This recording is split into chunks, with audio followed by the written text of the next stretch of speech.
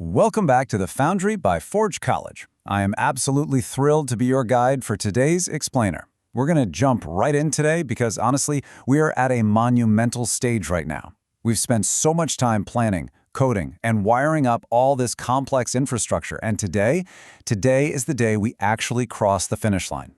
This explainer is entirely focused on that crucial final step, finalizing your AI-enhanced Solana project. We're taking all those wild individual moving pieces we've built, the smart contracts, the APIs, the AI models, and we are packaging the whole shebang into a rock-solid, professional deliverable. So, let's run through our pre-flight checklist. We've got 5 main stops. First, the capstone finish line. Second, proving your API contract. Third, executing the AI loop. Fourth, passing the final tests. And finally, number 5, packaging the final deliverable. All right, starting things off with step 1, the capstone finish line. At the very heart of our project is the MCP, the model control plane. The best way to think about this is like a highly efficient traffic cop, standing right smack in the middle of the intersection between your AI tools and the Solana blockchain. Its entire job in life is to route information, validate those incoming requests, and just make sure that data is flowing smoothly and safely between your Web 2 environments and your Web 3 on-chain events. It is literally the core infrastructure of our app. But that brings up a really massive question, right? You've built this amazing traffic cop, but how do we actually prove that it works under pressure? Like, how do we prove to a reviewer that our system isn't just some theoretical code living on our local machine, but a fully functional, ready-to-launch system? And that brings us perfectly to item number 2, proving your API contract. Our MCP server must conform precisely to its documented endpoints. There is absolutely no room for guesswork here. The API contract is our single source of truth. For instance, if a reviewer sends a GET request to the /MCP/health endpoint, the server just has to return a simple 200 OK. It's a strict binary check. Either your system conforms perfectly to these exact payload schemas, or it doesn't. Now, the most crucial part is what happens during a submission. When we send a successful POST request over to the /MASCP/submit endpoint, it absolutely must return a 201 status code. But even more importantly than that, it has to hand us back a very specific submission ID. Because without that submission identifier, we are flying totally blind. We need that ID to track our data as it navigates through the rest of the system. All right, checking off the next box on our list. Section 3, executing the AI loop. If the MCP is the traffic cop, the AI loop is the brain of your operation. It is constantly consuming all that data routed by the MCP, whether it's doing that through a scheduled worker process or an on-demand event poller.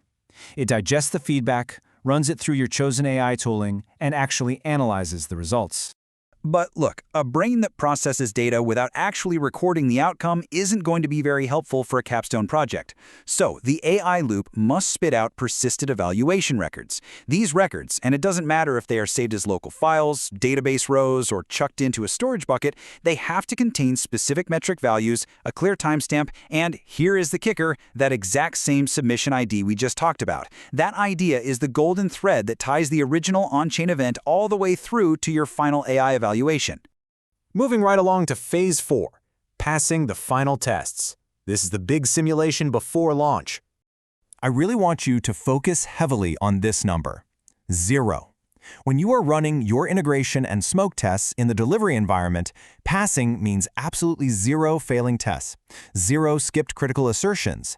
If there is even a single failure, no matter how small it seems, it means the system simply isn't ready for handoff. Now, when you're running all these tests, you've got to be smart about your resources. Real AI adapters hit actual APIs, which means they will drain your wallet and hit rate limits way faster than you might expect. You should only use those for your final staged runs to prove the real-world connection.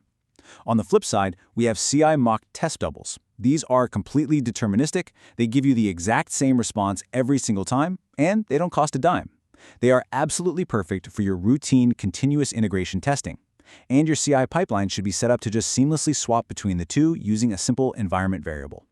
If you ever hit a snag with your integration code, remember you have an incredibly powerful tool right at your fingertips. What we're looking at here is a prime example of what we call vibe coding. It's just a fantastic prompt you can feed straight into an AI assistant, like refactor this MCP HTTP client to return typed responses and centralize error handling, show updated unit tests. AI-assisted development is just unbelievably effective for untangling brittle HTTP client helpers or spinning up test doubles quickly. Just remember, you still have to keep the generated code under strict review and actually run your tests after every single change. And now for the final countdown, Section 5, Packaging the Final Deliverable. To prove this capstone milestone is 100% complete, you have to nail these 5 validation checkpoints. 1. Your API must conform to the contract. 2. The AI loop has to process data and persist records. 3. Tests pass with 0 failures. 4. The demo is easily reproducible. And 5. The delivery package is completely intact. So what exactly needs to go into that complete package? Well, your delivery package folder needs to be totally self-contained. It should include your Docker image or compose file so the reviewer can recreate your environment perfectly. It needs a runbook detailing every single environment variable and secret. It absolutely must have a demo script with clear inputs, versioned release notes summarizing your changes, and of course, a README explaining exactly how to validate the acceptance criteria. And yeah, I get it, writing the README is basically everyone's least favorite part of the job, but if a reviewer has to guess how to run your project, then your package simply isn't complete. When the reviewer, or even when you, runs that manual demo script, there are 3 explicit things that must pop up on the console. It needs to output the acknowledgement of the MCP submission with that specific submission ID. It needs to log the evaluation result tied to that exact same ID. And finally, it should output the glorious definitive summary text, all checks passed.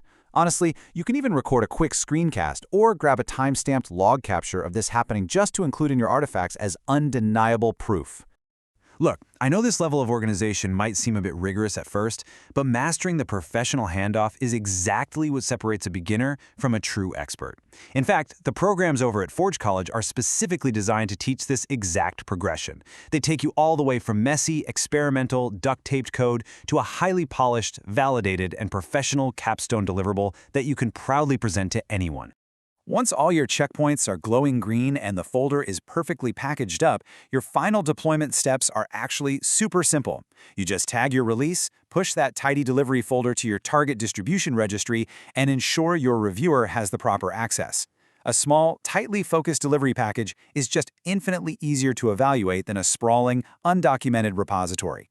And that brings us to the very end of our integration and delivery journey. But before we wrap up, I want to leave you with one final kind of provocative thought. You've proven your project works perfectly, but can it handle the traffic? Like, what actually happens when thousands of on-chain events hit your MCP server all at the exact same time? Well, that is exactly what we are going to tackle in our next deep dive on caching and API performance.